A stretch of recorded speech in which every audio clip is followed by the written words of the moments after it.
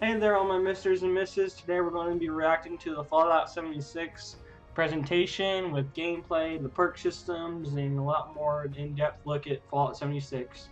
If you like what I do here, make sure you leave a like, a comment, all that stuff. You don't have to if you don't want to. It's just a suggestion.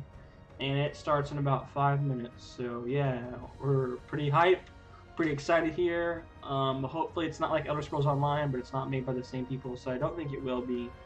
But yeah, it'll be starting in about 5 minutes, so yeah. Here we go.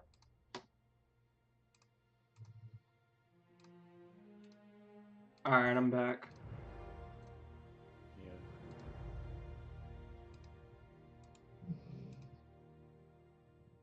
So he doesn't know what's wrong with his eyes yet?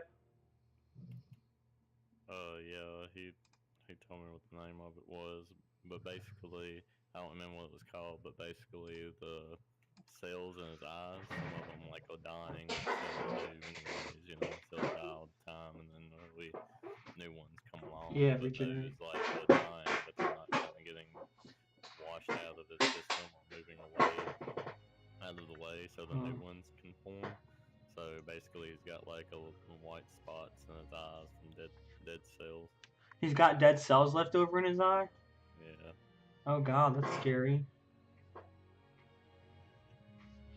Why were you like surprised when I told you it starts in like 10 minutes? Because I think you're opposite of what Tricky is or whatever. No, me and Tricky are on the same time zone. We both are. We both. Well, I thought We're, maybe I misread it. I don't know. Wait a second. we're an hour ahead of you because you're Yeah, so Central it's time. 11 a.m. for you, 12 p.m. Okay. No, I you said that backwards. Yeah, it starts 12 a.m. at 12 p.m. for me and 11 a.m. for you. uh, time zones are confusing. It's okay, dude. You ever had brownies? My mom got me these little 90-calorie brownies, but they're like 18 grams of carb, but they're pretty good. I don't know, man. I just really like. I want some real brownies. You ever had pop brownies? No. I never have either. People say those are pretty good.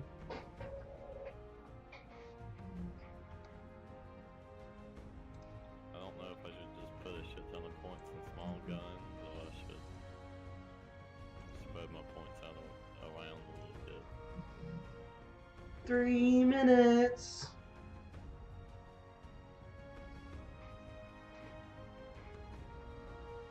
I'm really curious about how the perk system is going to work for Fallout 76. That's what I'm really interested in for this presentation.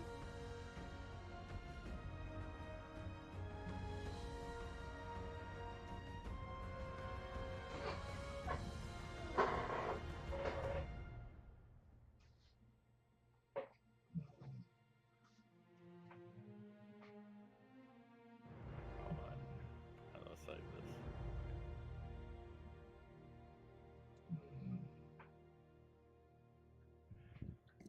Be right back. All right, it starts in 2 minutes.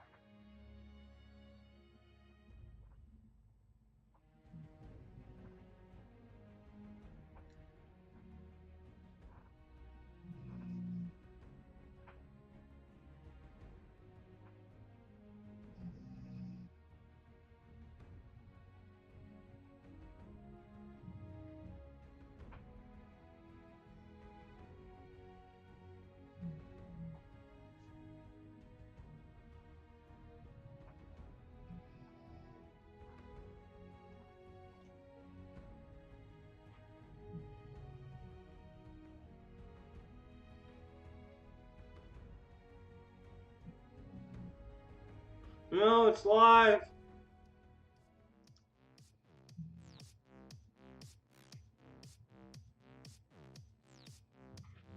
this on the front page?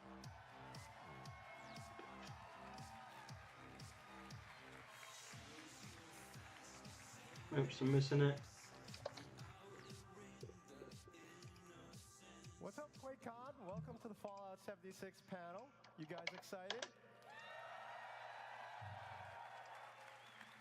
I see some really cool cosplayers over there. Welcome. Make anything easy. Trying to figure out if this is on the front page. All right, ready to get started? I think that hangs in a net. Jerry Steinman. Oh, somebody loves you, Todd. You should all put your masks on. We need a mask. Yeah. It started. Alright, hold on. And then, What did I miss? what do you mean? What did you mean? Alright, there we go. I was trying to see if it was on the front page for a second and I missed something. I don't know. Dude, people are so weird when it comes to Todd Howard, dude. Did you know there's a statue, there's a mod in Fallout 4 that lets you worship statues of Todd Howard? 76, getting the answers to lots of questions we gathered from a lot of you guys in the community. They probably will, dude. I'll look it up and see if they put it on console. But before we jump in, I'd love to play the official trailer for Fallout 76, the one we debuted. We've already seen the trailer. Because honestly, I could watch that trailer again and again and again. So why don't we all watch it together again right now? What? Feels like it's been longer. It was back in like late June, so not completely 2 months. Cause no, was it late? It was late May, so maybe it's been 2 months. Jeez, doesn't feel like it was that long ago. Feels like it's long ago. I was waiting on this game for a while.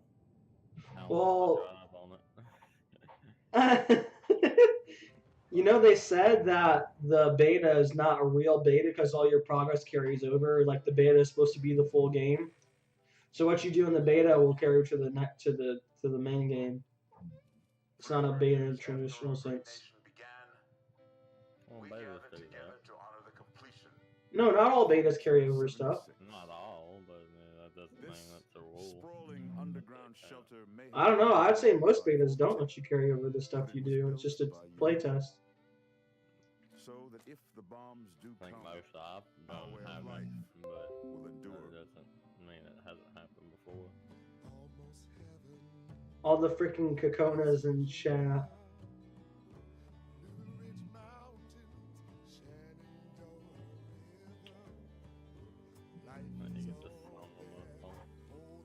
Well, this is a special version cover they did for this game.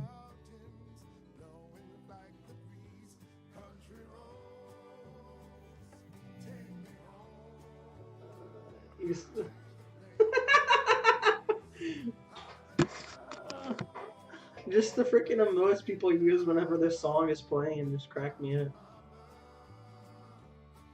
If you ever seen the Kokona chats, like this country looking dude, we use it whenever countries stuff, like southerner type stuff. You must rebuild. Not just walls, not just buildings, but hearts and minds, and ultimately America. It's supposed to be mods in this game.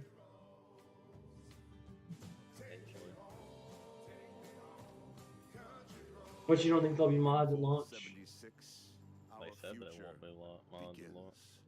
Oh, okay. I've Didn't know watched a whole bunch of videos on this. that. Like when this first got announced, I probably listened to videos for like a month.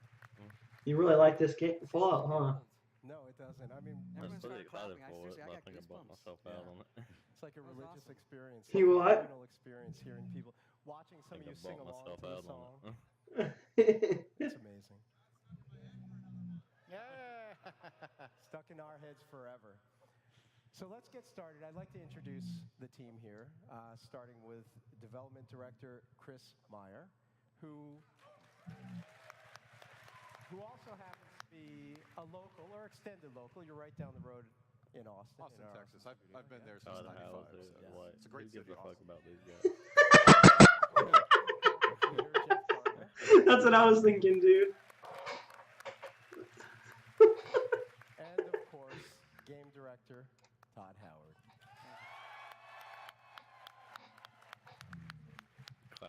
myself. I don't know.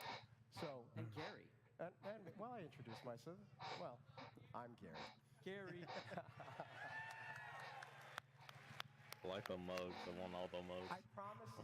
Oh, those are pretty cool. Let's They're start Fallout with mugs. or what should be an easy one. Have you ever collected any of the Fallout statues, like the little Pit Boys? That's a good question. What, in Uh, real life? No, in the for games, Chris, like the little people know Pit Fallout Boy. 76 is Yeah, I'm trying to collect them all in open 4 world last time I was RPG playing. set in the Fallout universe that has a lot of systemic and survival qualities. And the big difference with other games or games that we've done, are that They announced the every actual character beta you date. see is a real human. It's in October. that's playing the game, and that But creates I'm like nervous because there's a lot of popular games coming out in October. It's gonna have a lot of competition. You used the word Well, systemic. it's just beta. And we've got Chris Yeah. here, who worked on one Yeah, of it the is. daddies of all systemic online games, Ultima Online. And now you're working on Fallout 76. Tell us about your journey to work on this game, but also your excitement, your experience, and what you're bringing to Fallout 76 in terms of that kind of systemic online game. Ultima Online is the reason I'm in the industry. It was the first game I worked on, and how I cut my teeth working on sandbox games with lots and lots of players. So it is a dream come true to sort of bring that experience. Tell me lies, tell me sweet little lies. And what do you do? So Jeff, what do you do minute to minute in the game? I mean, people know what a Fallout game is and what you do in a Fallout game. Is it similar here? Do you have quests? Do you have activities? What goes on? You have quests, tons of systemic activities. I mean, it's very similar to the Fallout you know and love. The major difference is obviously you've heard it's online, and there's a lot of tension created with other characters. Are they friendly? Are they foes? We really dug into the survival elements, the crafting elements of the game, the workshop and camp elements. So we really hope it's really like a place that once you're in it, you're sucked in for hours. We find at work, like, we just sucked hours go by, and we're like, oh my God, I got work to do. And we're still playing the game, so it's wonderful. Yeah, it's great. And I think and people who come to the office and play it, at first they're like, this is the Fallout I know and love. So I think like 80% of it probably is the Fallout everyone is used to, and the other 20% is really different. And it's at times a little hard to explain. This is the flow and how it feels, because at one point it's comfortable, and the other side it's all new. Which brings me to another variation on that question. Is this the right game for Fallout fans? Well, I think so, but I don't really know. There are so many types of Fallout fans, right? You see everybody here, and there's so many things in our games. At least they're And Yeah. people love just the exploration, the same thing they always character fucking building, say. stories, combat. Yeah, he said that last time, and he's right. Fallout 1, 2, 3, and 4, and this are all completely different types of games. Specific characters that tell One's you a a 3D story. game, one's an online only game. The other two are We like love those things. We're early understanding like fans love those turn-based things. 2D And games. this one replaces that with the other players. They are Yeah. interesting NPCs, and hopefully in a lot of ways more interesting than what we may create on our Well, I own. just So meant in the part's way very that, different. I you can't can say be it's, just better or scavenge, worse. you can follow the quest line, you can just kind of, when you sit you down and can play it, it feels like a craft, new Fallout game. But there's be no one type merchant, of Fallout. And we've just talked about this around the office a ton little of bit too. different There's ways no one to type just of Fallout explore. fan, is there? Yeah. No, not at all. And if you look at the old But games. story-wise, you're coming I don't from, feel an isometric, more turn-based. this will type have a thing to story. what today But if you're wanting is like a really a, strong one, I don't think it this has will be more the kind of game, adventure Fallout elements game in for terms of you. exploring you a know. world and Have you how finished the it story of makes you Fallout feel 4 like, yet? Living in that world, and that's something that still is very important. I to won't us spoil at anything the for you then. studio in terms of, for the time you're in it, it has to feel real, despite it being a video game and stuff like that. And that's what sucks you in when we play it. It's reached the point in the office where really we don't want to stop playing it. It has a very slow burn, but you feel like I am this person in this world, and learning how to survive and learning how to conquer it. It's very rewarding. The other big question I have is, why now? Why is now the right time for an online Fallout? Well, we figured we wouldn't do it till we had done 70 more versions of Fallout, so we went right to 76. I don't know is a good answer for that. We had talked early on. We had, talked with Chris, who was down in Austin, the team there. We had some ideas of what multiplayer could look like. We started that during Fallout 4, really on paper. And Chris and some of the other folks in Austin actually started right when we were starting to finish Fallout 4 in 2015 to see, how it could feel, what it could look like. And it kind of grew from there.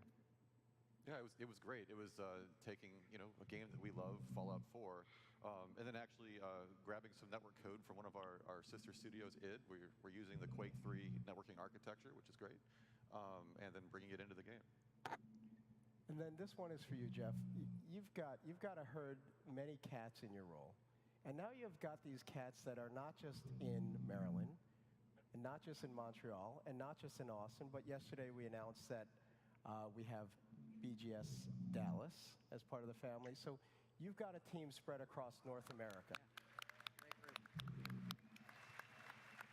How are you not pulling your hair out? Well, I am pulling my hair out. But it's, it's amazing. There's so many talented people across these teams with great leadership. And, this has been a learning curve for me, too. It's my first online game. So without guys like Chris Romero who have done it for years, I'd really be lost at sea. It's an amazing experience to be able to go to Montreal and work with the folks who are doing all the graphics, and then back down to Austin, all these gameplay and network code experts. It's bringing this all together in a way that has been it's been a 3-year project, right? So it's gone and gone and gone, and we've done this really quickly. We iterate really fast, and everyone is really good about communicating.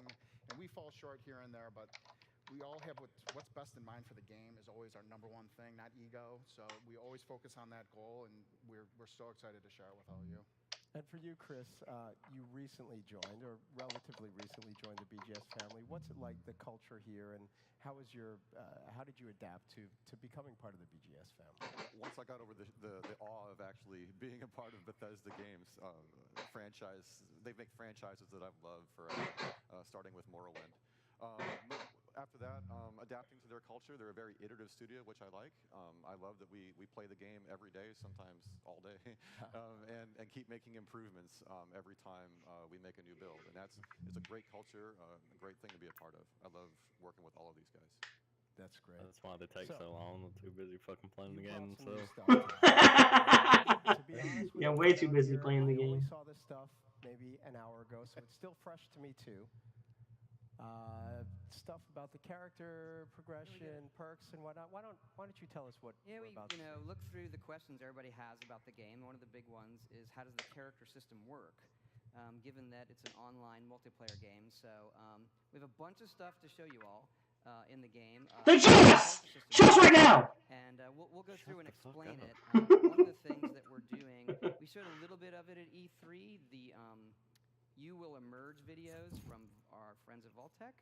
And so we've done these videos for several sections in the game, and we thought we would show you first here at Quake Con the one that deals with perks. So we can roll it. Oh boy, here we go.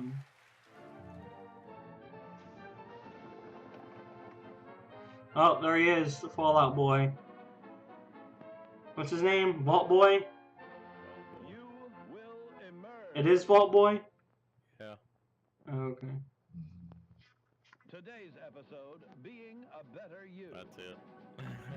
In life, we must each deal with the hand we are dealt. I love these videos, dude. They're so funny. Of our capacity. But after total atomic annihilation, you may find the hand you were dealt has been reshuffled. Yes, gone are the simple days of yesteryear. Now the common man must also be a covert operative. The farmer, a master of the martial arts. The ice cream man, a nuclear physicist. He killed the cow, dude! Simple. Turn to your official Vault-Tec training materials. With these powerful tools in hand, you'll learn to make the most of your natural abilities and better understand what makes you special. Use them to be the best you can be, or someone. What is it, cards? Your survival depends on. What is it, cards? I don't understand. Share your You level up and knowledge you with take others for great benefit. They've already showed But the remember, cards. there's power in diversity.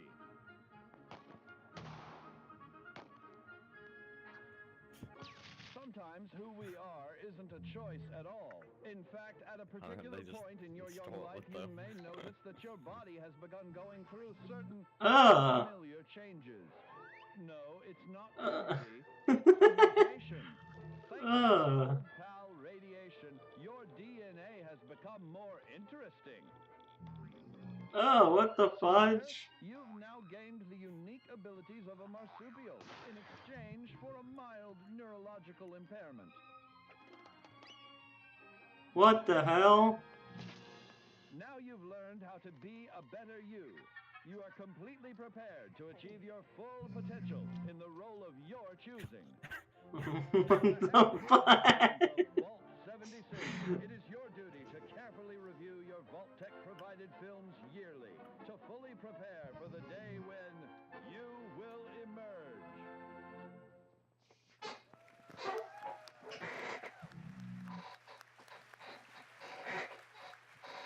Okay, Todd.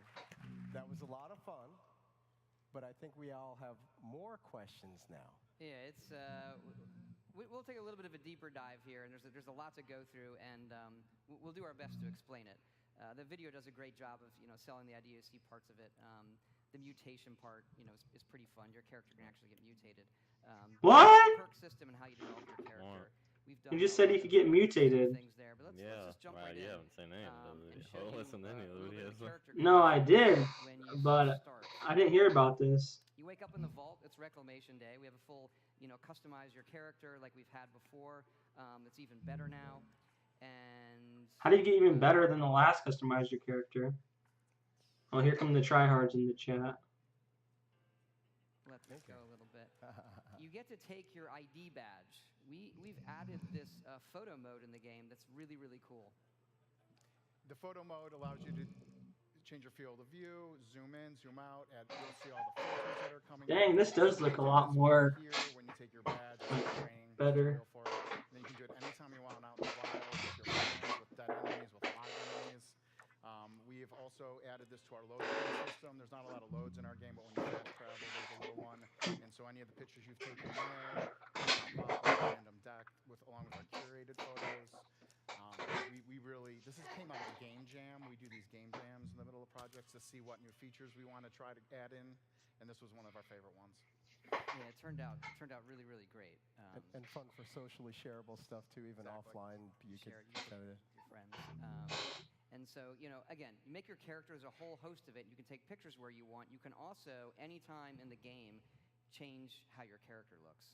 Because you're going to play a character for a long time, and you can swap out, change your sex, anything, your hair, everything, just so that you don't feel like, well, I don't like how I picked in the very first second what I look like, and really, really cool feature. Next, we'll show you stepping out of the vault and the first level up, and kind of dig into that some.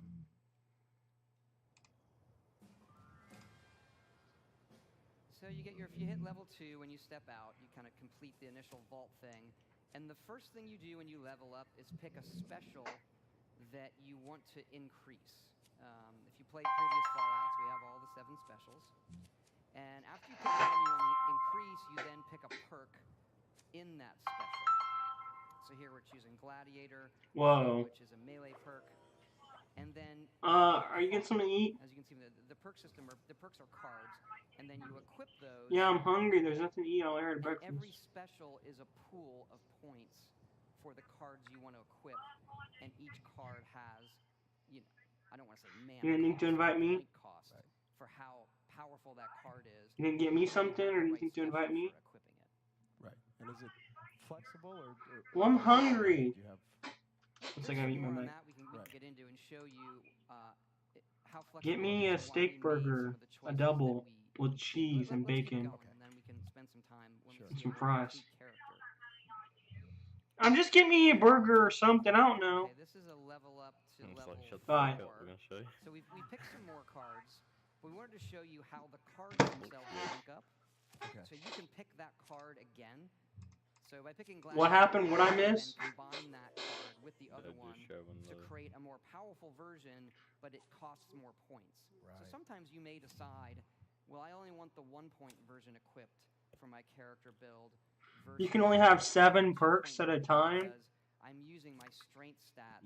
Yeah, some other but way. you can Yeah, so I you think that keep the cards probably when you makes sense. level. You put points I into don't- the cards, then you can equip but those there's more cards, than but 4 they cost levels in more the game. points. See, his gladiators too the at levels keep 20%. going up and up and up. We don't want to make a And game when you put them where you together, have so to that means it costs stop 2 leveling, points, and you can and only have a okay. certain we amount have to of make some points very interesting decisions equipped at a what that time. means for a multiplayer game for balance. But So you let's- keep the let's run cards the so you next can one where we switch them out see whenever you want. It's a much higher level character. Right. Whenever I you think it's in choose the them. 40s. So if you I don't need one-handed damage So right here we are. now, You'll see a you character can that's pick 'em out. much further along.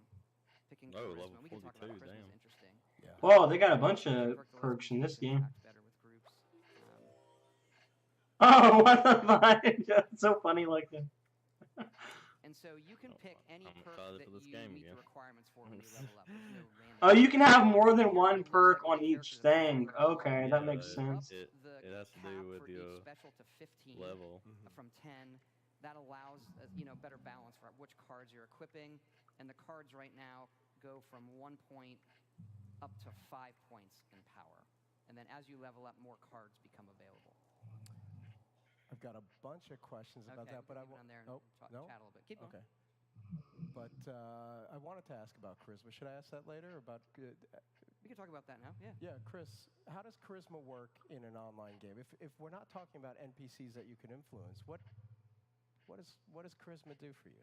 Yeah, what does charisma do?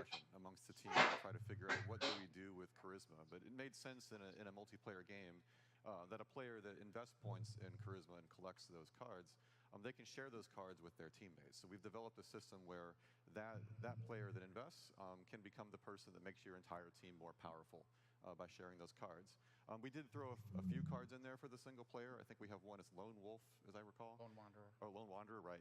So if you can still pick some charisma cards if you're more of a solo kind of player, but the Lone person Wolf. that plays with you all the time will probably invest more there. Cool. Yeah. And you probably saw before, again, when you level up, Yeah. you get, these are the cards that come into Yeah. the sets you can pick from when you're level 4 or 5, whatever. We also experimented with, well, how do we add some more fun to it and give you more choices? And so we have added, because they're cards, perk card packs. And every few levels, initially every 2 levels, you get a perk card pack, and that has 4 random cards. Again, you could have picked these, but it gives you some more interesting choice that you might not have picked to give you some flexibility in your character. And then later on, you get them every 5. But let's look at a perk card pack opening, because they're a ton of fun. What? Perk card pack. Cards. We do have Yu-Gi-Oh. We have gold cards that. I can't read these. They're going too fast. Nice. And the gum actually, for fun, is a very slight. It reduces your hunger for a while if you chew the gum. Nice. And so they're a ton of fun. When you hit that level and you're like, oh, it's level 6. All right, I get a pack. You get to pick your regular perk and then also see like, okay, I got these other ones. Is there something I want to swap out? And that's something good to talk about is the swapping. Right. Oh, you still have to. Right, because you mentioned that. A lot of people say that you have to pay for them. Discover something you might not have known you wanted. People are trying to say like you have to pay for the packs in the chat, dude. Sorry, Gary. Go ahead. You can swap out Play perks pack, anytime. that's probably the Generally, first thing again, most to people reiterate, when you come up. level up, you pick a special. You get a point in that special, which is the pool of points that you can slot perks into. You also get to pick 1 perk per level. Generally, you'll pick the perk from the special you chose, but you can also pick other perks if you have available points. And then these are wild cards. So every 2 levels from level 1 to 10, and then every 5 levels after, you'll get one of those perk packs. And what they allow Not you to do loot is boxes, build loot packs. build Totally build different, build. guys. Oh my Remember, you do start god. with 1 point in each special, so you will have unused points from the beginning too, where you can try just slotting these in right off the bat. People in the chat are getting mad with the pay to That allows win players to go, jokes. hey, what are these luck perks, and why do I really want to search containers for extra ammo? And as you play a survival game, you go, wow, getting extra ammo in containers is really valuable. And those, remember, you can also share those perks. So if you have perks to share ammo and you share that on your team, every member of the team can then find more ammo in containers. And these all rank up, so eventually you're getting like huge bonuses in the amount of ammo, or food you're finding, or Carry weight's a big deal in this game. A lot of interesting back and forth with developers on how much you can carry or not. And you know, you see those cards at first, you're like, well, that's not as cool as being able to do plus 20% damage with my pistol. But in a survival game, being able to carry more means you'll be able to carry more pistols. So you know, there's a lot of ways that Carry more pistols. There are so many cards in here, hundreds, stupid. and you're able to really do these cool more builds and pistol swap ammo, those in and not out. more And then I'm pistols. on a team. I have a great Yeah. perk for this team. That you might not want. It's like Lone Wanderer is a perfect he's in a circle there. Lone Wanderer, I have pistols, but I want more carry so I can carry more pistols. Pistols, And as soon as I carry. get on a team, I turn that off. Circle. On a team, now it doesn't work, and I'll equip a different card that I can share with my team. So when you say builds, you're not really talking about sitting there and having multiple kind of decks. You're talking about having more of a baseline and then making little changes here and there quickly and easily. Is that a kind of a correct way of putting it? Yeah, your character, you're still progressing the way you would expect in an RPG, and it's kind of growing and growing and growing. So it's kind of what Jeff was saying. You're swapping out a thing here or there. The perk packs can also sometimes give you a perk that is, we intentionally do this, you might get one or two that from a pack of cards that is a higher level than you are. So it's like a few levels in shooting distance. So you say like, oh, I didn't even know that was a perk.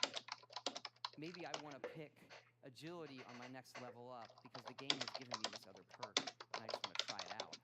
The other thing is, this is the multiplayer part of it, that when you hit level 50, you don't get to pick any, you don't get to give out a special point anymore. So that doling out strength and all that stops at level 50, but you still get to pick cards. So that gives us a continuing thing where, okay, I hit level 73. Oh, that's cool. And I'm still like, you know what? I never got to pick that perk because, again, there's hundreds of them. I'll go pick that one. I want to try it out. So you're not, but we're still capping the, you know, the power curve ramp that in our other games, like a Skyrim or a Fallout 4, it's just getting more and more and more and more powerful, and we knew we couldn't really have that in this one. You talk about the discovery of perks too, and how you might discover them in a card pack. You might see your friend using one that you never thought you'd use. Have any of you in your own internal playtesting found a perk that you never thought you would use that you're like, wow, this is really cool? Chris? All the time. Any recent examples? Well, I remember when I first started playing the game, I did exactly what Todd alluded to, or Jeff, where I always picked the percent damage. Because I'm thinking, okay, I just want to do more damage. As I played the game and discovered there's a lot of value in doing things like building up your camp, and doing a lot of exploration and gathering resources, I started to take perks I would have never taken in a single player game. Camp. I think it's building up your camp. The amount things weigh so that I can actually carry more junk. So I can then bring that back to my camp. And I find that I'd swap that out a lot. Like if I'm playing by myself and doing more exploration, I tend to use those kinds of perks. But if I play in a group, we typically have some objective in mind. It's something we want to go and kill, and then I might swap some of those out for the more traditional damage perks. Yeah, Jeff, anything for you that emerged recently that you didn't think you would use, but now you're using? I can't think of anything particular. I did get one of those weird mutations the other day, though. They're a lot of fun, too. So I was playing, and all of a sudden, when you have a lot of rads is when you're susceptible to mutations, like in real life. And then I got a mutation called Bird Bone, but I didn't realize I'd gotten it. And all of a sudden, I was over-equipped, which is always a frustrating experience in a game. And I'm like, why am I over-equipped? And I looked, and I had this perk, and it let me jump extra high, but it lowered my strength. So again, like the way the dynamic systems work is incredible. And you can spend a lot of time in that perk menu, but remember, it is a live game, so make sure you're in a safe place. And then I have another question. Who gets to write the jokes in the gum wrappers? That is Emil Pagliarulo, or he does all of the master of the memes. He's done that for us for a long time. He wrote the arrow in the knee. That wasn't really a joke. What? Became a joke. It wasn't a joke. That poor guy. So Emil wrote all of those.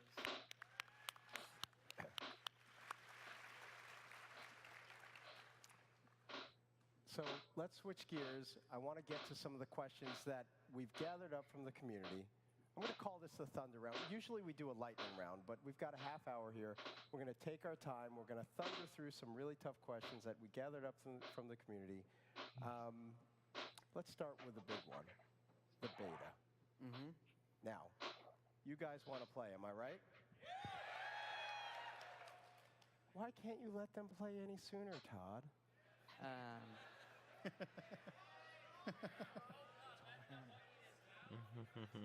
What an asshole. Chatter. I'll pack up my stuff. Look, we want everybody to play it as soon as possible. We're playing it now. There's a lot we have to do, right? There's things that we know we need to change and fix before we get it in everybody's hands. And the other thing is, even though people are going to start playing the beta in October, this is a game that we're going to be constantly updating. So everybody's feedback is really, really important to us. The beta for us, this is an all-new thing, right? So we need to stress test a lot of systems. That's why we called it the Break It Early test application, because it's going to break. Oh, yeah. We're pretty sure of that. And get ready.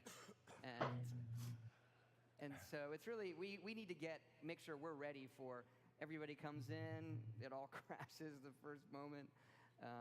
See, I make it sound fun, right? It's going to be really fun. And then, making sure we're ready to fix that really, really fast. And so that we're in a good loop of, hey, here are the issues. Let's fix them and get everybody else in the game. That's as soon funny as that he's saying that. He's I wanna basically pick up on saying, something you the said, servers just are going to to crash reinforce it. like as You soon as you mentioned try that this. this is Log why into the be ready for still that. matters. Because I know that was something that I think some of the community were concerned about. Yes, everybody wants to play it sooner than later, and I'm with you. But, you will continue to work on this game, or you have plans to continue to work on this game and evolve it. It's not like it's finished and then you're going to take one little round of feedback. You have lots of thoughts and plans. We don't want to get into the roadmap, but... Right. We do have kind of a roadmap in our heads, and this is a game that we think, with the community, is going to be a very different game a year after it's out, 2 years after it's out, 5 years after it's out. It's a game in 10 years, 50 years. We have big plans and what we can do with the game and with our community, and the beta is just really the first step. The first step.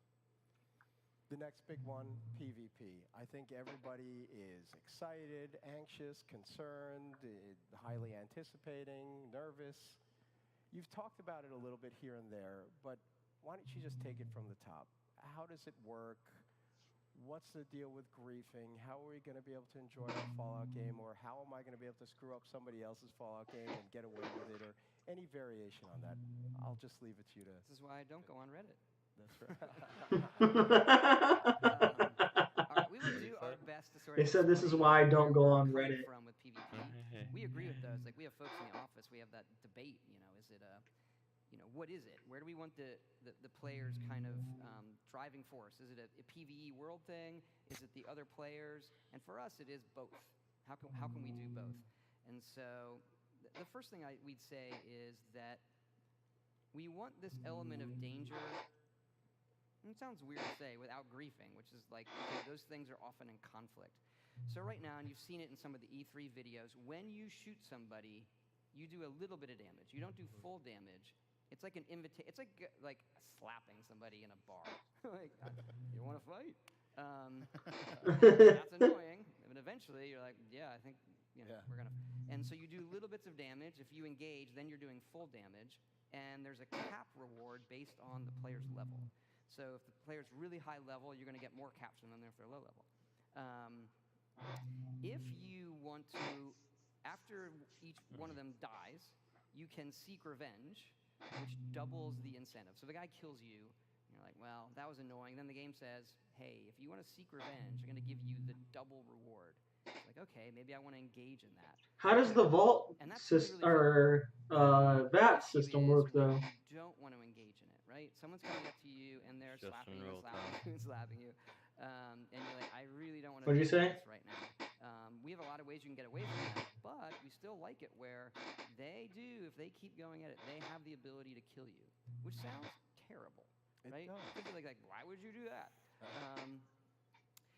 We like to turn that into a dramatic moment. So the player that kills somebody that didn't want to engage, it's just real time, then becomes a wanted murderer. They get no reward.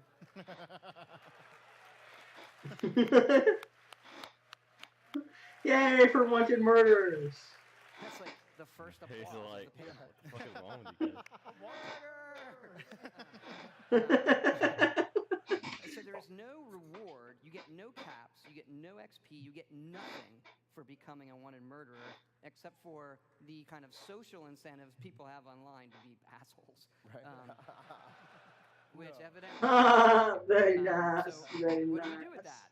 We turn the assholes into interesting content. So they appear on your map as a red star. Everybody sees them, and they have. Oh God! Oh my. Oh my God! And that bounty comes out of their own caps. Oh. Oh my God! That's And funny. That's hilarious. They can't see the other players. So on the map. And we did this. We had this idea. Like let's turn it. Like let's make them interesting content.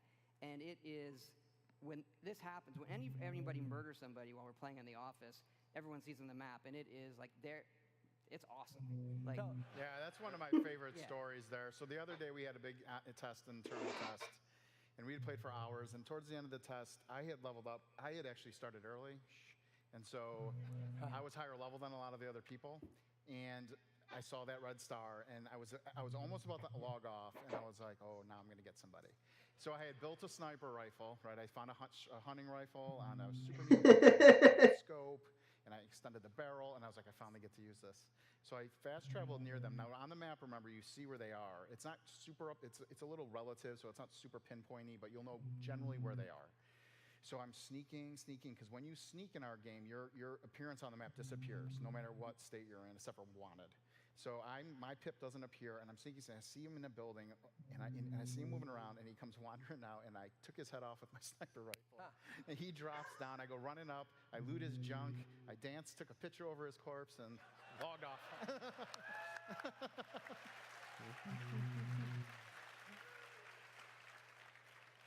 So, what happens when you die, though?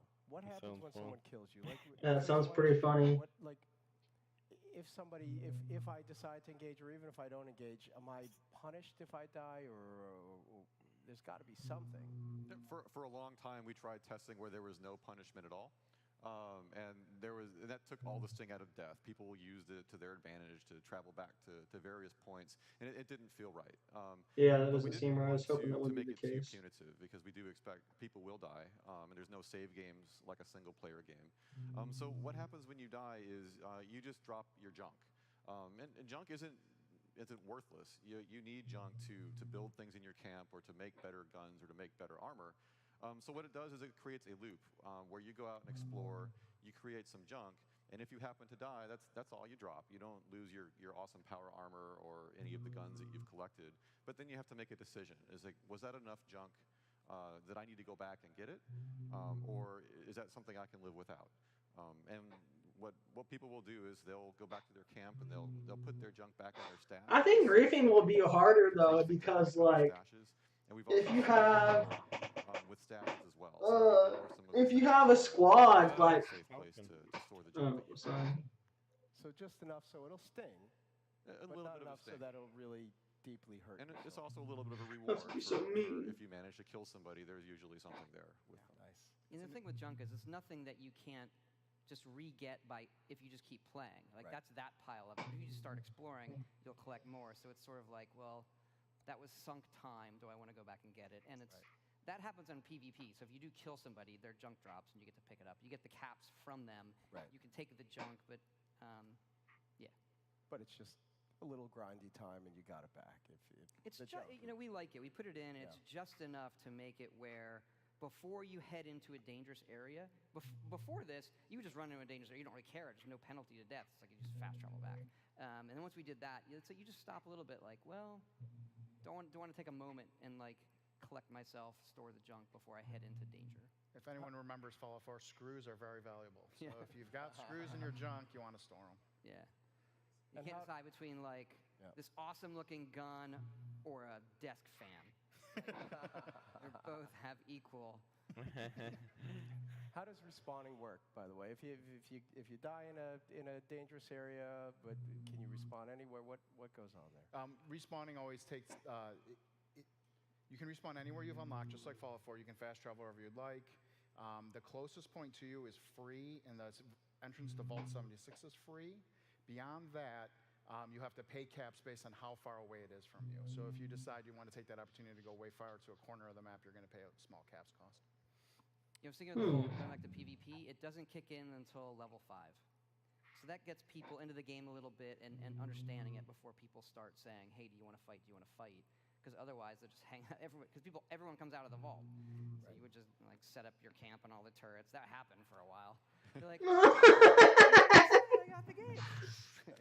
For people who have more questions on PvP and can already see some exploits that might not be fun, we do allow you to ignore and block players too.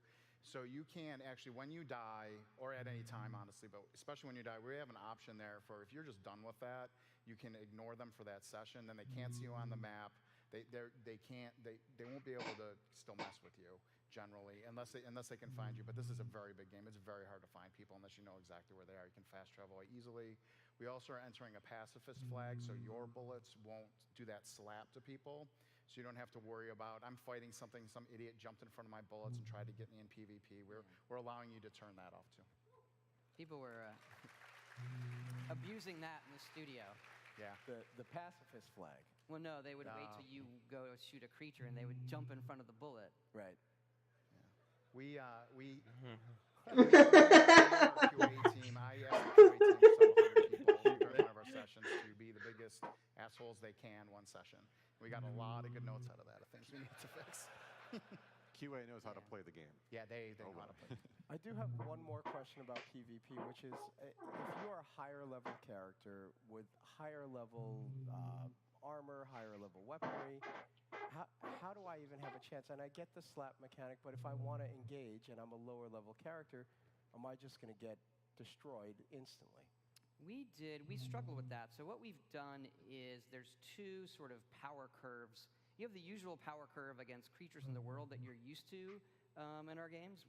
And then, so if you take a power curve from like low damage to high damage, in PvP we normalize it, okay? So just a knife is gonna come up in damage and the really powerful things are gonna come down. So they feel right, but the death in PvP is quicker, and it works the same for armor. So if you play other multiplayer games, the guy in power armor with a minigun is obviously going to be harder. Right. But if you get the drop on him with a knife, it does kind of work. And it makes it more fun without it being, well, I have no chance whatsoever. Again, there's still a ramp there. It's just, normalized. Cool. Nukes. And you get the caps, all right? So that's the other thing. Is why do I want to go try to kill a level 100 person in power armor when I'm low level? It's that my reward is going to be way higher. Excuse me. Yeah. Nukes. Very cool. It's a little feature. But what happens when we're nuked? I mean, we know that things happen. We know that the area gets irradiated. Things are destroyed. There's higher level loot, higher level enemies. Dude, this game sounds so fun, dude. Let's say I have a camp in that area. What happens to my camp? Yeah, I know. I'm hoping it's not. Chris, why don't you jump in? Yeah, well, first of all, nukes are very cool. All right, they're one of the coolest things that happen in the game. Yeah. But we don't want it to be overly burdensome to a player to lose all their stuff. So that we don't. When you nuke a camp, it does destroy the structures. But we've created something called a blueprint system, so that if you spend hours making a really cool house with lots of detail, you can blueprint that house.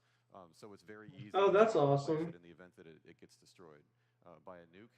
It also makes it very easy to move your camp. So even if we're not talking about destruction with nukes, if you decide you want to relocate your camp to a different part of the map, and you can pack it all up, and you can put it somewhere. And of course, the terrain is going to be different, but because you've blueprinted your house, then you can usually find a way to jimmy it so that it looks good when you're replacing it. So it's very easy to get back to where you were. So The other thing with that is that the camp destruction part is really... It's easy to repair it if you want to leave it where it was, but we did the camp destruction exists. It's not really for like, hey, go blow someone's camp up. We realized when we put it in that is a griefing mechanic, is like someone wanders by and then you build a camp and you like imprison them. Now they have no way to get out. So they need an ability to damage the walls just to get out of the prison you have built for them. Right. So it has less to do with, hey, we want other players to come and blow them up. The camp is also good for PvP, where someone engages with you and you lure them back to your camp. There's Ashley Chang in the studio.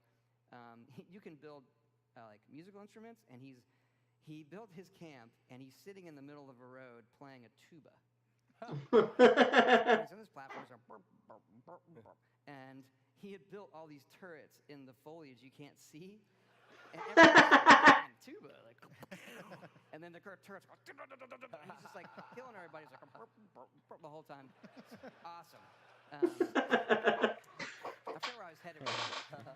That sounds hilarious. I don't know what the answer is. Yeah. The camp right. intersecting with PvP stuff. Right. And the other thing with moving it around, that was key because the game's so big, you come out of the vault and you find a place where you're like, this is where I'm going to build my camp. And then you play like 4 more hours and you're like, this view, I like this place better. So people tend to put their camp down, and then as they progress through the map, they are finding new areas, and then they kind of settle in, like, okay, I really like this spot. So you move through the world, you meet friends, you're playing with others. How does communication work? Because I know that you put a lot of thought into that, and that's even evolved a lot in recent days, months, weeks. It has. And this was in the E3 stuff where we had the emote wheel where you can emote, and we have the Vault Boy cartoon. It's really fun. We were big on communicating in a nice way with strangers, and we've had some successes there. But we have found that we weren't giving the other players, even if they were strangers, the ability to really be as interesting as we wanted. So now we're adding. We've had voice chat for your teammates, and now if you want to turn on your mic, we have voice chat for all of the strangers, which really lets them communicate, and it's a very, very different dynamic in the game. Yeah, area based, so people around you will hear you talk. Yeah, and you can mute that too. Any interesting chatter around the office in your own play tests? Any what? In your own play tests, any interesting There's always chatter? interesting chatter, and there's always cool photos that people are putting up from photo mode. I mean, it's a really fun game to play with people. I remember it was just a few weeks ago, I got to a point that was really hard, so I waited till lunchtime, and then gathered a bunch of people. I was like, hey, you need to come help me with this part. I don't know, So we get maybe a bunch of just people sit logged here. in at lunch, and then we go and kill the super mutants. Cool. Let's talk about VATS. Finally! How does VATS work? If it's an online game, That's or what I is it wanna real know. time, and VATS. It's happening in real time. How does VATS work? It's real time. We now initially you can't target body parts. That's a perk. Because it's real time. Like getting all the parts at first is kind of hard. So we did it where you get the whole body, you get the percentage based on your perception, and it's incredibly, incredibly useful. And so we did that, and it plays really, really well. So we're happy with it. Yeah, it's not just useful to target and hit enemies, it's also to find them. Yeah. So you use that a lot to try to, I heard something shoot at me, where is it? Because obviously the game is certain areas much more lush than previous games, so things are very hidey. You don't know quite where they are. I mean, the thing I personally love about VATS, I'm not the most skilled twitchy player, so it allowed me to become a much better player in a game like Fallout. I mean, is that something, so for those who want to engage in combat, does it still help them in the same way? It does. Because it's based on your perception, and perception starts at 1 now, Right. It's not as useful out of the gate. But then the point is, if you invest, I'm a perception character, those percentages do cross a line where, oh my gosh, I'm definitely more accurate using this than I am just doing it on my own. And we try to strike a good balance there.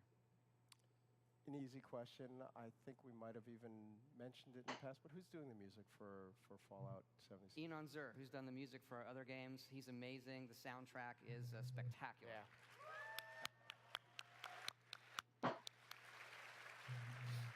And we have a lot of licensed music as well. So we have more tracks than we've ever had in a Fallout game. So there are radio stations you can listen to. Something we've loved in the series, and it's always fun to go through and say, like, okay, what are the classic tracks we want to have? And then there is an unbelievable amount of just bizarre old 40s music. Like, oh yeah, there's some wacky stuff. It's great for Fallout. So sometimes it's like, hey, what's the mood of this song? And then other ones are, hey, this is the song that has, this kind of, the slant on the lyrics as it appears in Fallout when it's post-apocalyptic, make it really fun. We know Fallout 76 is an online game. This question has come up a lot on places like Reddit? What about private servers? Oh yeah, private servers. That'd be the best way to play. That we are doing. We're committed to it. Modding for us, it's not just having a private server. It's being able to mod it. So mods for us have really been, once our games come out, that's what our hardcore players play. And they're still playing, Skyrim and Fallout 4. It's still the most popular games in the world, and a lot of people are playing mods. And so that is something that, given the online nature of it, is going to be very, very complicated, but we're committed to it, and we've been, starting to design what that system is going to look like. But it is, I will say this, it's a complicated problem, but one that we are 100% committed to solving.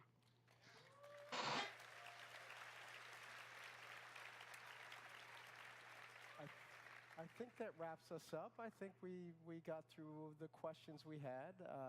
Any last words for the audience about Fallout 76, what you're excited about, what you want people to experience? I just can't wait to see all these people in the game. Yeah, absolutely. We can't wait to play with you guys. I would say really it's, seeing everybody here and what our fans have meant to us. This is part of our excitement. Whenever we do a game, we try to make the game that we would really want to go out and buy ourselves.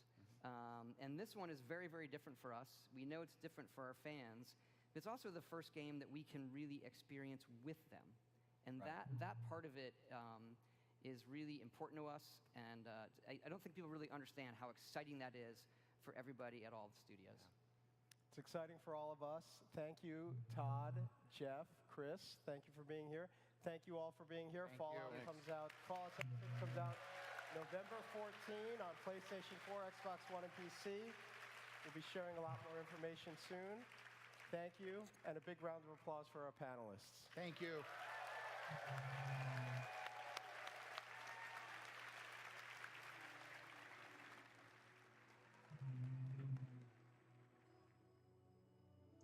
That's pretty cool.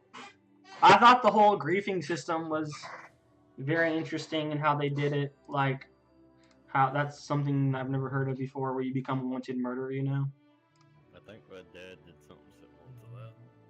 But I like how you have to shoot them back, kind of like Borderlands meleeing back, or basically accepting a challenge. Yeah. All right, you getting off? They basically give you the option to turn. Oh yeah. Any of that stuff too, Yeah. which is also nice. I think I'd probably keep it on just so I could and be careful. Just it's like, oh yeah, I feel like this dude's being a dick, or it's like I can fucking motorize this dude, Gamers, put them on a team and expect them to win. And when you think of the world's best gamers, how could you not think of Claws and Toss? And All right, I'll in talk to you terms of, later. Being the best gamer and kind of ignoring that fact, Peace. they're also very quiet individuals. Thanks for watching my reaction to Fallout 76 gameplay press conference. Thanks to everybody who came in, or if you watched the video. Yeah, it was really fun. Peace out, all my misters and misses.